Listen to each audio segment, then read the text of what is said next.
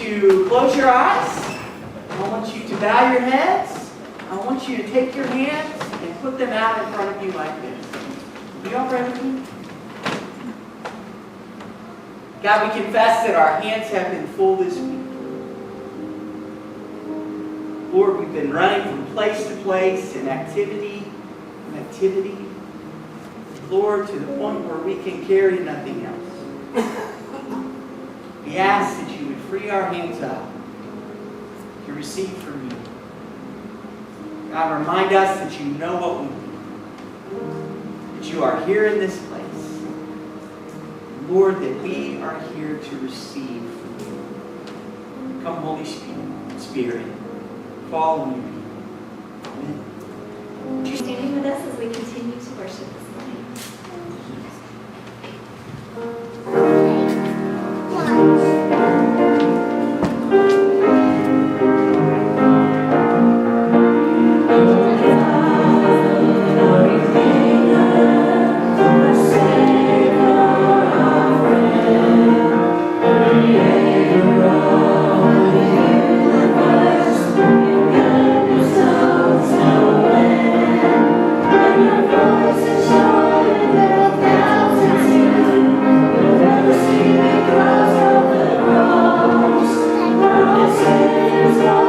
Your precious blood.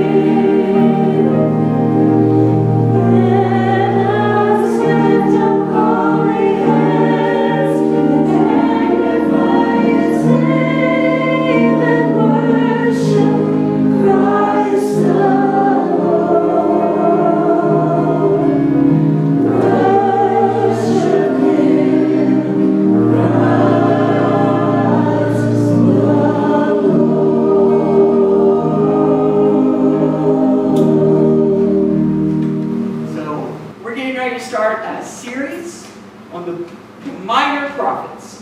We're starting today with Hosea. So I'm going to have a reading from Hosea 14, and then we'll have a special. Return, Israel, to the Lord your God. Your sins have been your downfall. Take words with you and return to the Lord. Say to him, forgive all our sins and receive us graciously, that we may offer the fruit of our lips. Assyria cannot save us. We will not mount war horses. We will never again say our gods to what our own hands have made. For in you, the fatherless find compassion. I will heal their waywardness and love them freely, for my anger is turned away from them. I will be like the dew to Israel. He will blossom like a lily. Like a cedar of Lebanon, he will send down his roots. His young shoots will grow. His splendor will be like the olive tree. His fragrance like the cedar of Lebanon.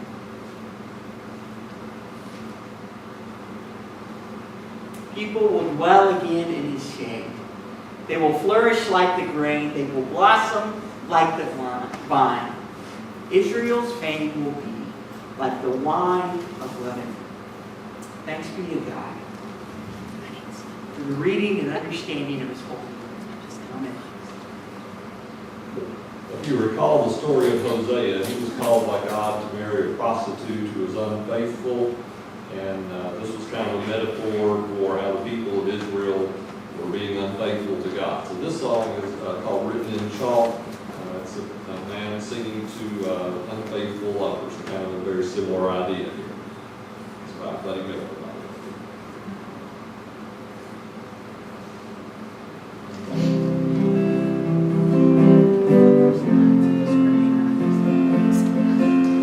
I always pretended for your sake, so you wouldn't know how you made my heart break. I tried so hard to save you from yourself, but I never could cry out loud for help. All I did was help you tell a lie. You never even knew it when I said goodbye. I ran so far and I don't know why. Never even knew who I was. You saw about as far as a blind man does.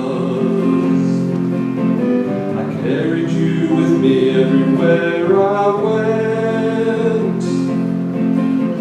I carried everything till my back was bent. All I did was help you tell a lie. You never even knew it when I said goodbye. It keeps on ringing and I don't know why. All our words are written down in chalk, out in the rain on the sidewalk. All our heartaches were in a stack, and go all the way up to heaven and back. We don't know all the trouble we're in. We don't know how to get home again. Jesus, come and save us from our sin.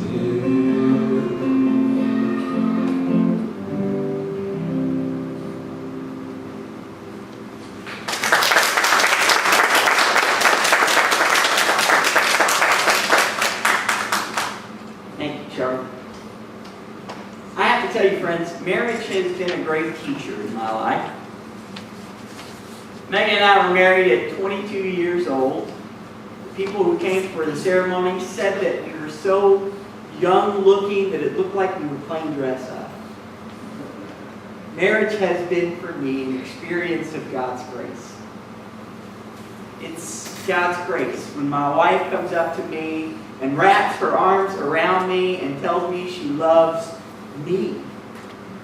A goofy, grumpy guy with an expanding waist and a thinning hairline. She loves me. Marriage has taught me about forgiveness because I think it's so much easier to get hurt by someone who's not a complete stranger, but is the closest to us than anybody else. Marriage has made me question at times who I am, and it's called me to become the husband that my wife deserves. It's taught me about joy. It's taught me about loss. Perhaps most importantly, I think marriage has taught me about covenant. Covenant. That agreement that involves a third party, a man and a woman, and God Almighty standing in it. Covenant. I gotta tell you, I'll never forget. I think it was the first 6 months of our marriage together. And we were in a little apartment in Lexington, and we were watching TV for about the third, fourth night in a row. And my wife said, "Honey, let's turn the TV off and play a game together."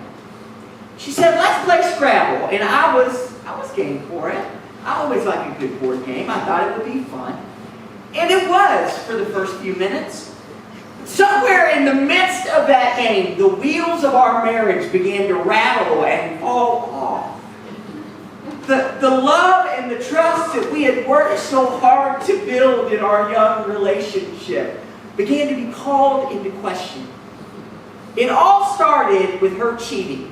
Now, to this day, she maintains her innocence. But in my fires of competition, I was convinced that she was making up words. And I made the suggestion that we look one of her so-called words up in the dictionary. And when I made that suggestion, I think it hurt her more than anything I've ever said to her, at least to that point. She was crushed, and not just disappointed, she was angry that I, her husband, wouldn't trust her. The fight began and it went downhill from there. I don't remember all the particulars because I've come to believe that we block out all those things that we're most ashamed of. I'll tell you this, we still have that Scrabble board. 15 years later, more than that now. And it's not been played since. We move it with us from appointment to appointment, like an altar, like stones of remembrance, that we would never go that way again. Haven't played it since. Haven't played it since. I know this. It was one of the first times in my marriage that I really understood that this marriage thing was going to be more than just romance and good feelings and a bed of roses.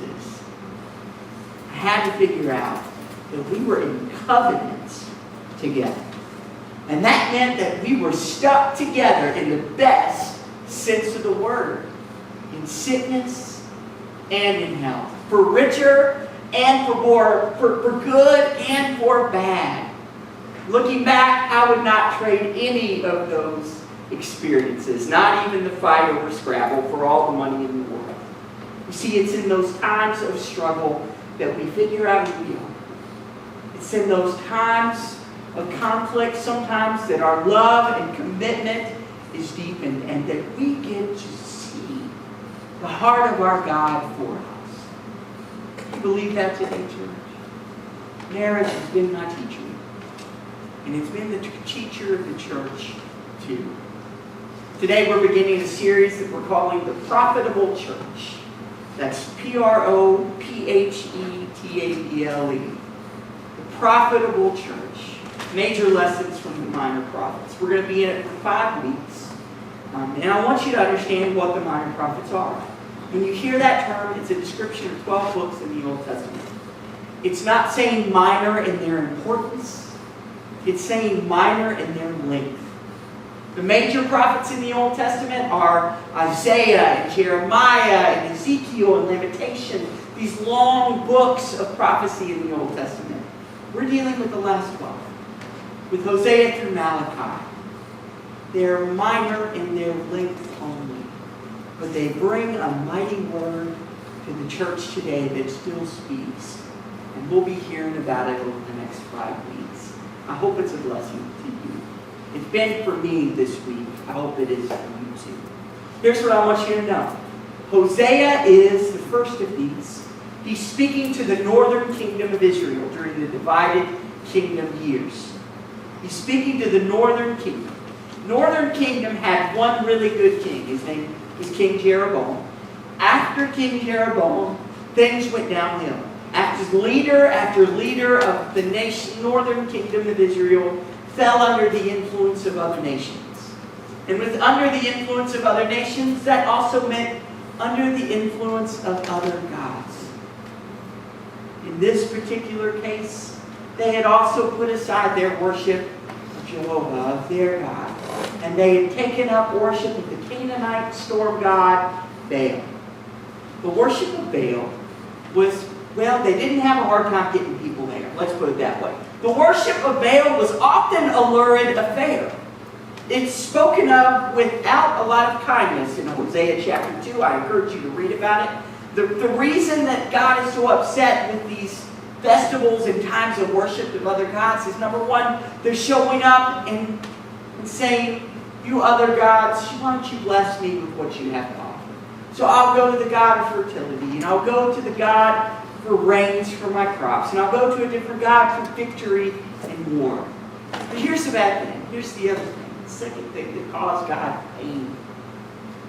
These times of worship, the reason the crowd was so good is it often included carousing with temple prostitutes in worship of these other gods.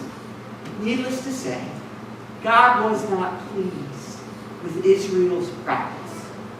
Our story begins with a word from God that comes to Hosea. And he's told, Hosea, go and find a wife who's a prostitute, who's one of these temple prostitutes. Woman of ill repute named Gomer. God tells Hosea to bear children with her, to build life with her, and that is what Hosea does. They immediately have 3 children, and God tells them to give them weird names. Their first son is named Jezreel, which means God sows. By the way, Jezreel is also a place. In fact, it's a very particular place. A place where the northern kingdom had done some horrible, unholy acts before God. It's also, as it turns out, the place of Israel's final military defeat. God sows is what it means. And that name, that prophetic name, means that Israel is getting ready to sow or to reap the judgment that God had sown for their disobedience. You complained about your name. Wait, it gets worse. They have a daughter next. Their daughter they named Lo Ruhamah, which means not pity. In other words, I will no longer forgive or rescue or have pity on you. The last one was named Lo Ami, which means, as God says to the prophet in chapter 1, you are no longer my people, and I am no longer your God. Ouch. Ouch. If this sounds to you like Gomer and Hosea are headed to divorce, then you are right. Throughout the book there are references not only to what's going on with them, but this marriage that's in trouble, well, it mirrors the relationship between God and His people. Israel has broken the covenant, and they're headed to divorce. They're headed to judgment. It's immediately clear that this marriage is something bigger. It's what's going on between God and His people. God's people have fallen away. They have taken other lovers. The people of God have broken the covenant, and there's nothing good coming to them because of it.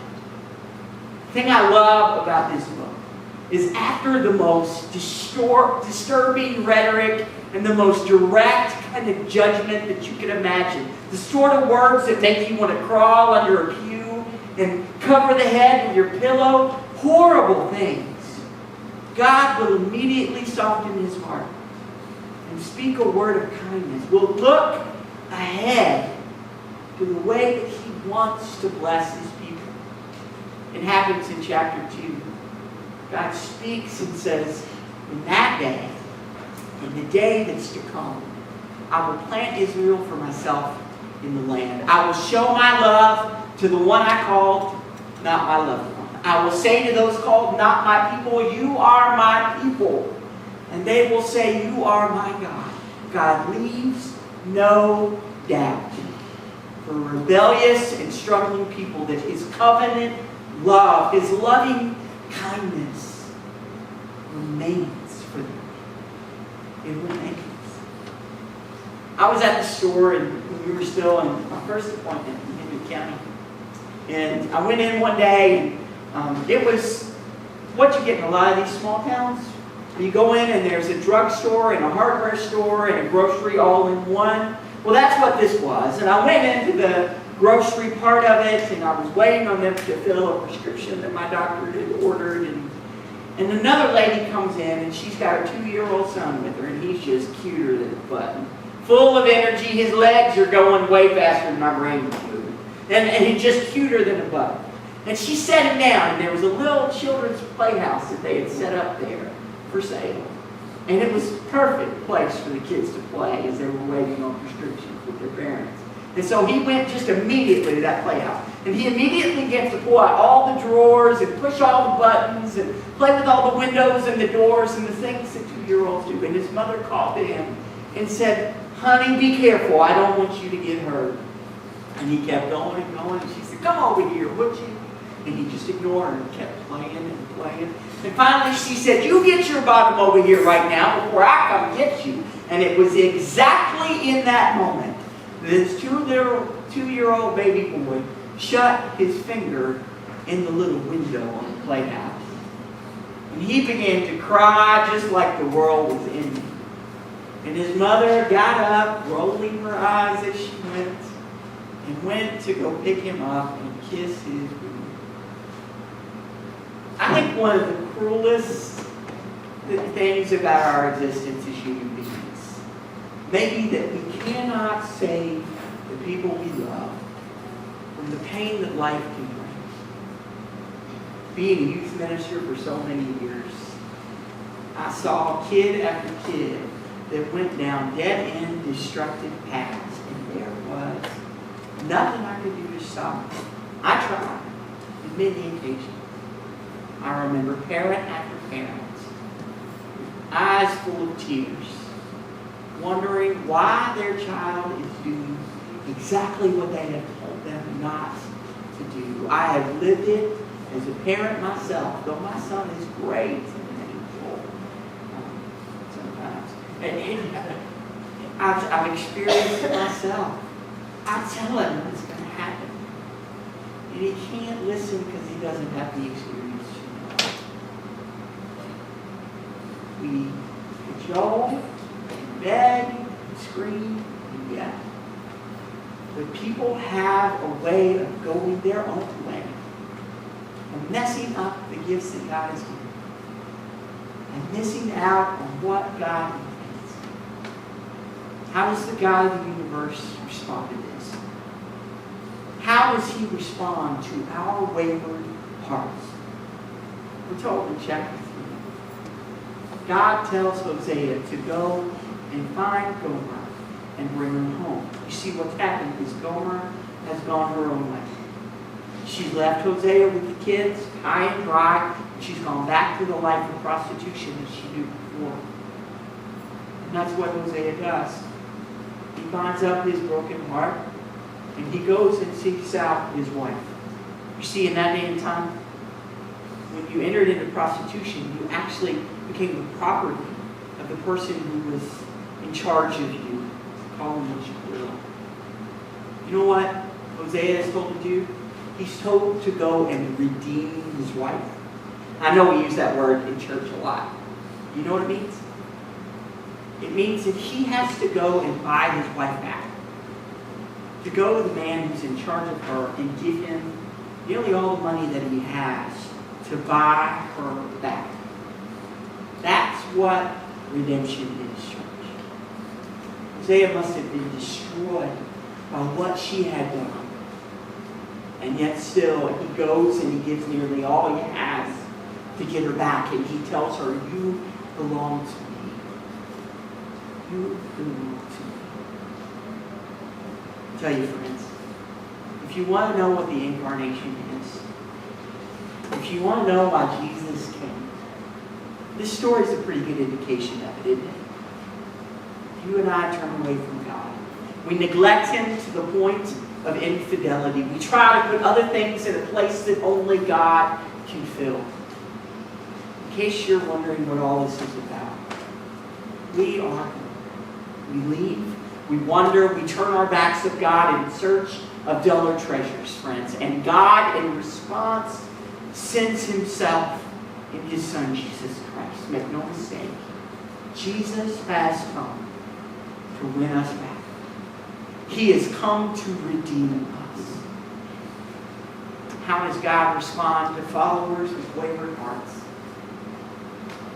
He keeps on loving us. He keeps on keeping the covenant. In a book by New Zealand author Mike Riddell, tells the story of a couple named Marilyn and Vincent. Vincent's a young man who falls in love and with this girl, and she falls in love with him. Neither one is seeking a relationship. A relationship is clearly seeking them.